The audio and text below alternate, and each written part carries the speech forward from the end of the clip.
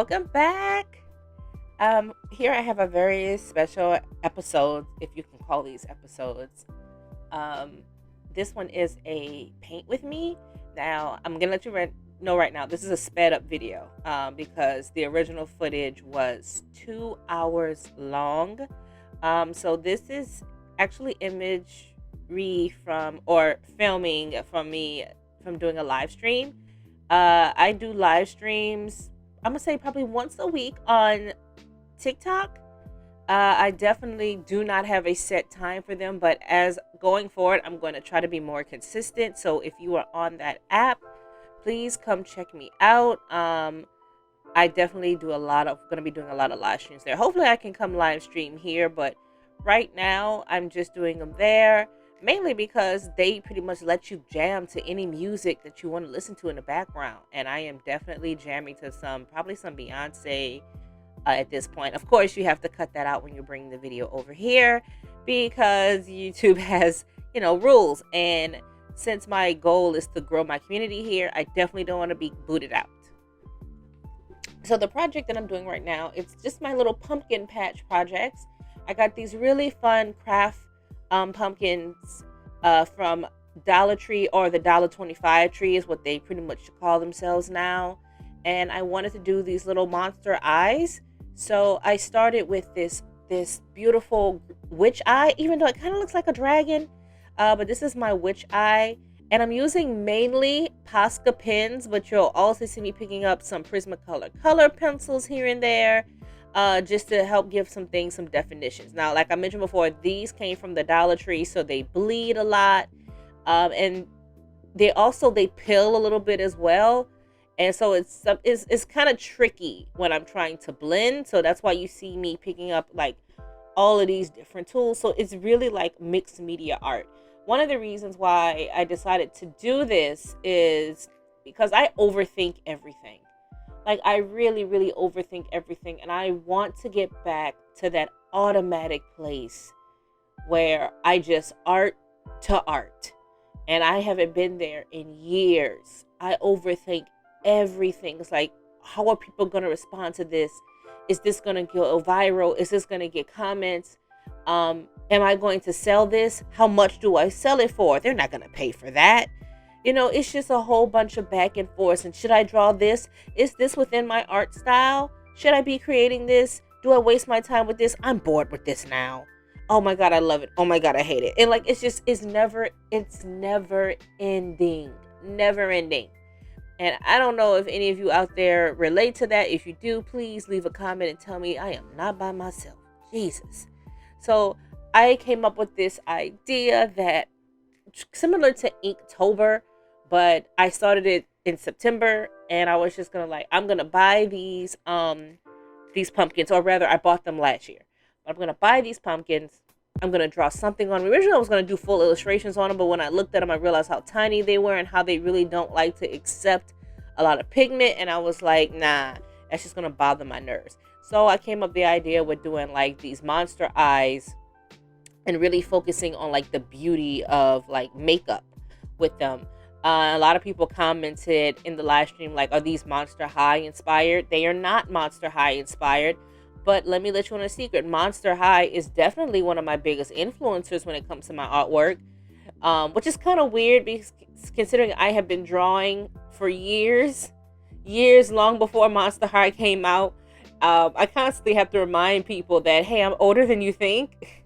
I was a grown woman, full grown, taxpayer when Monster High debuted. So I can't say like it's a huge influence for me, but I am a Monster High collector, and dolls in general are definitely an influence in my artwork.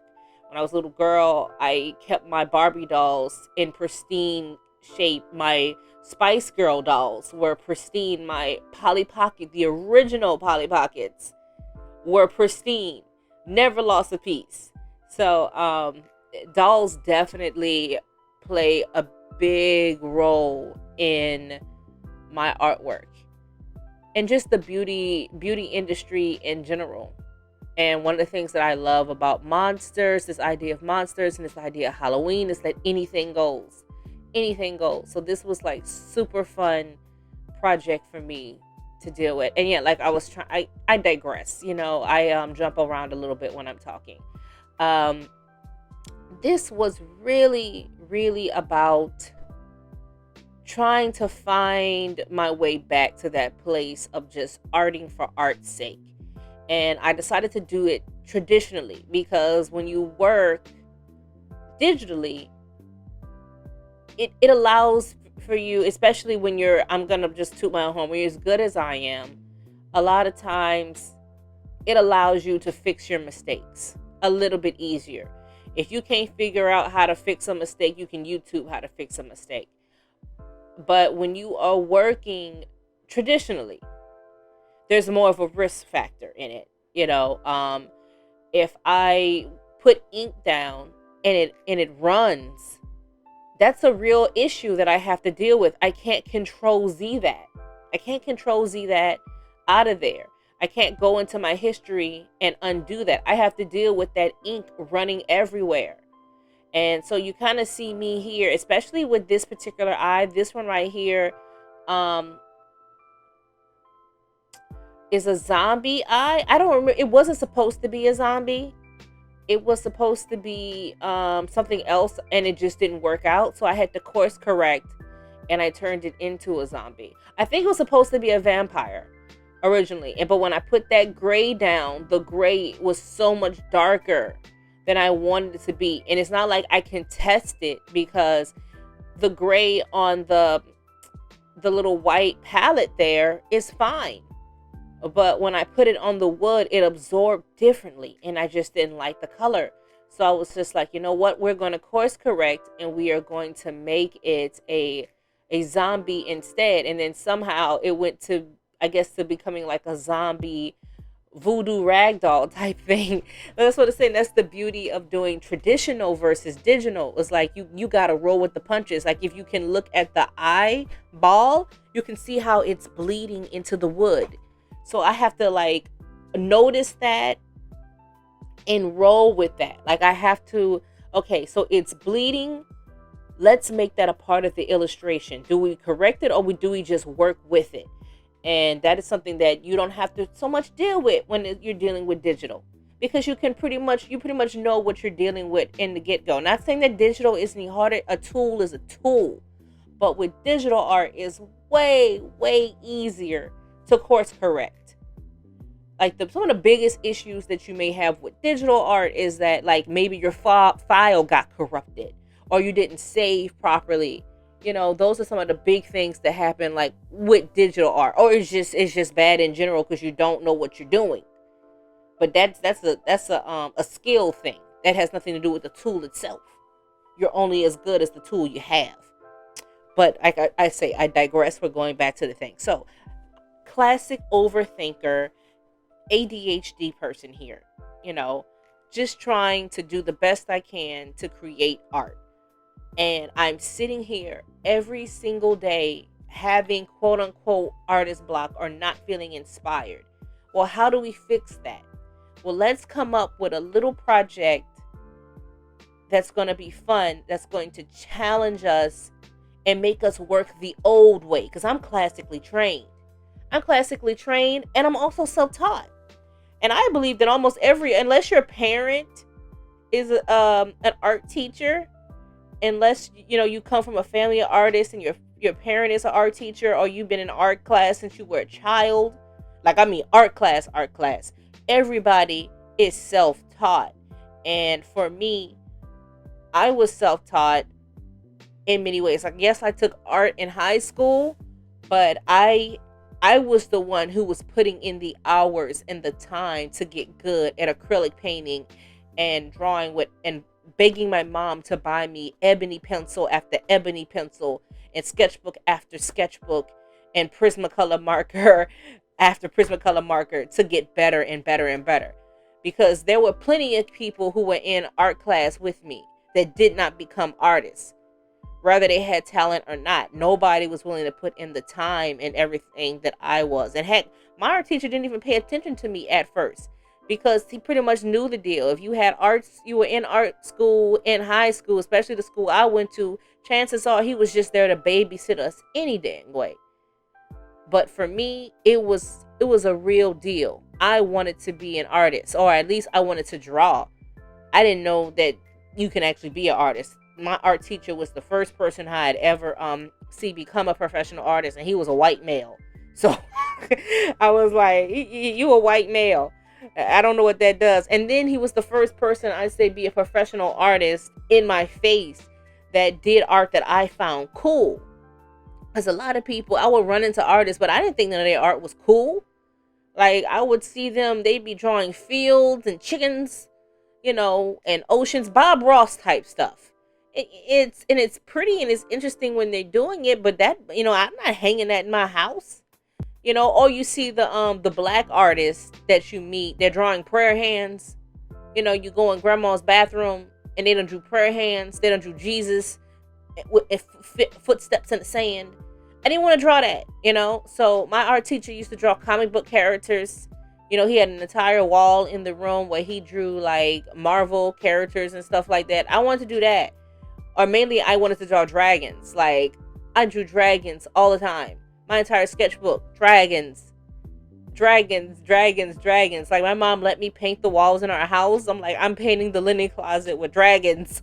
Like, I was so ahead of my time. And I still remember, like, classmates saying, "Man, why you ain't drawing people want to see? Why you not drawing Aaliyah? Why you not drawing Nelly? That's what people want to see. That's how you make the money. Nobody wants to see that." And I fell into that a little bit.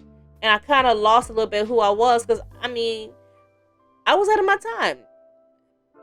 Now you can turn on the TV and see black people in, Lord of the Rings. And what's the other one? Dang it. What is the one with the girl that says Dracarys? What? It was on HBO. Game of Thrones. Yeah. Now you can turn on Game of Thrones and see black people there. And now we have black mermaids and things like that. Before we didn't have all that. So me wanting to draw dragons, people was like, "You can't draw that." So I don't even know how I got this road. I don't even know how I got all the way down this road to tell y'all about me in high school and drawing and talking about drawing fantasy. I don't even know how I got down this road. I told y'all I like to ramble and I just be gone. But if you go along with me on this journey, you'll learn some stuff. You're gonna learn something. But so back to the fact that drawing in traditional, you definitely have to just move on the go, and you have to be in the moment. You can't leave the moment. You have to be there. So this one I'm working on right here is actually my vampire. See, the first one didn't work out as the vampire because I didn't like the gray. So I decided to turn this into my vampire, and I decided to paint the entire skin pink, and it actually came out way darker than I thought. And then I wanted to like give the face like this reddish glow. So then I had to like pat on a lot of red paint. And because I didn't have any Pocsa paint that was dark enough for me, I actually did have to whip out my actual acrylic paint to make like the wine color that you see surrounding her eyeshadow. One thing I like about Pocsa is that it's really, really good for layering. Like I love the way that the colors just lay on top of each other. Now, mind you, you still have to go light to dark for a lot of the colors, but they lay really, really well. And if you have like really good paper underneath them, you can probably lay down black, let it dry completely, and go over it with yellow, and the yellow will be just as vibrant, which is something that you can't always do with acrylic. And so here I am adding her little bat. She is giving Dracula right now. She is really giving Dracula.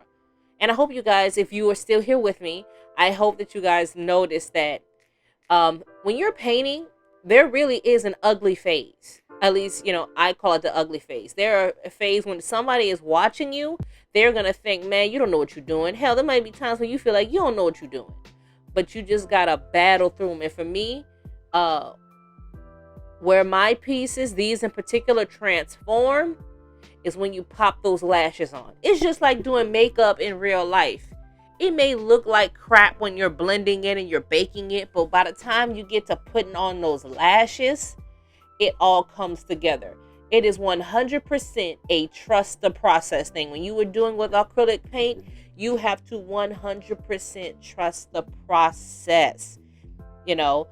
And I think one of the things that I love about it is that it's like a metaphor to life, especially to life as an artist. You go through so many phases of grief when you're painting, because when you first have the idea and you do the sketch, you're like, oh man, this is amazing. Then when you transfer the sketch to the surface you're going to draw, I'm like, I didn't transfer it well enough. This is not going to come out well. But then you still power through it. And then you go through that ugly phase and you put a color down and it doesn't work, or you put this color down and it runs and things are not blending like they're supposed to blend, and you're frustrated and you're crying and you question if you even have the right to call yourself an artist.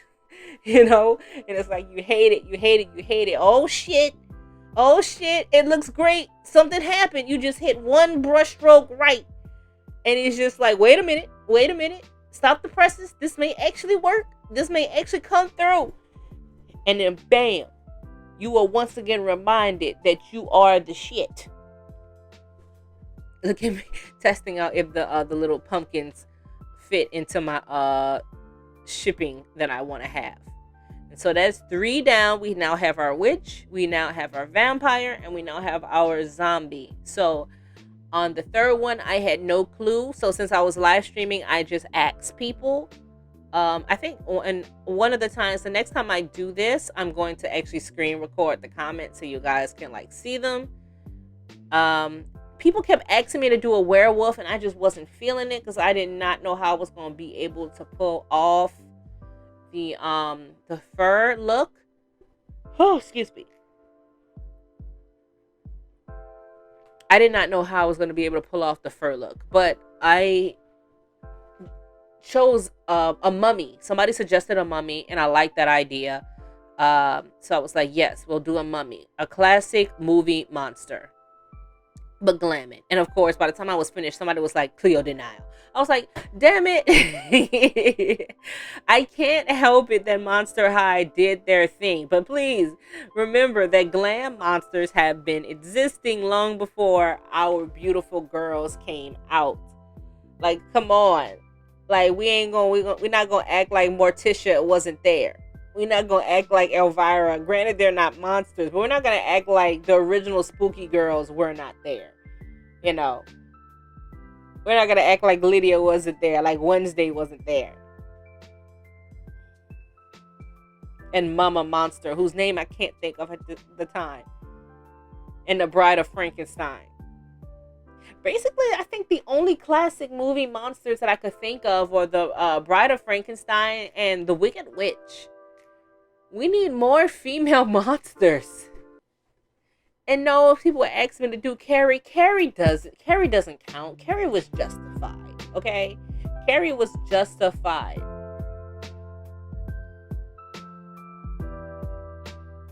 So this one is truly mixed media, because not only am I using Pocsa, I also use some Michael's brand watercolor markers, which, guys, if you have never heard of watercolor markers, Tombow watercolor markers are life-changing, especially if you're somebody who likes watercolor illustrations.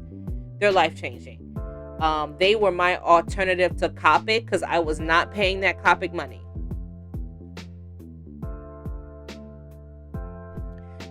Yeah, when you see me do those pauses, I am thinking and I am talking to the audience probably. And I was also trying to get this one to dry because that brown was not drying. So I was, you kind of have to work around things. It wasn't drying, so I wasn't able to get in there and really, really work like I wanted to. And it also wasn't blending worth the crap. So while the colors were laying down so beautifully on every other eye that I did, this one was giving me problems. So I'm just working as quickly and carefully as I can to get this look to look amazing. But also, you see me dabbing those pens? That's just me trying to get the ink to come out of the Pocsa. And sometimes you have to shake so much. Sometimes I spend so much of my time shaking that I feel like I don't have enough time to just draw because I'm just shaking so freaking much. And if you've ever used paint markers, you know what I mean when I say shaking. And you see me pulling out those markers to give the highlights.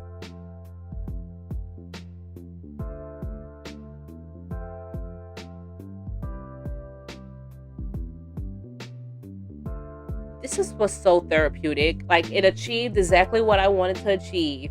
I got in there, and without overthinking, I was able to get some work done. And I was able to connect and meet all new people by doing this live stream. And the live stream really, really helps keep me accountable.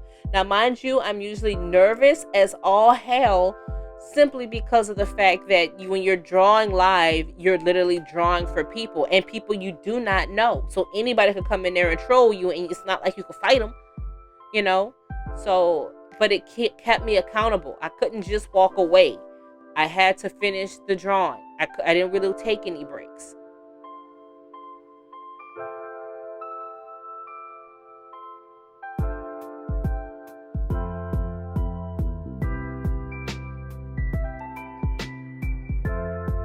Oh, I'm yawning like crazy. I hope you guys really aren't hearing that.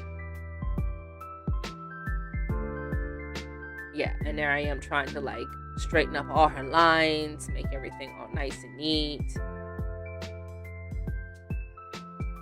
And that is the first 4 of that series. And here is the final result. I absolutely love the way they came out. And if you did too, please subscribe, comment, and like this post.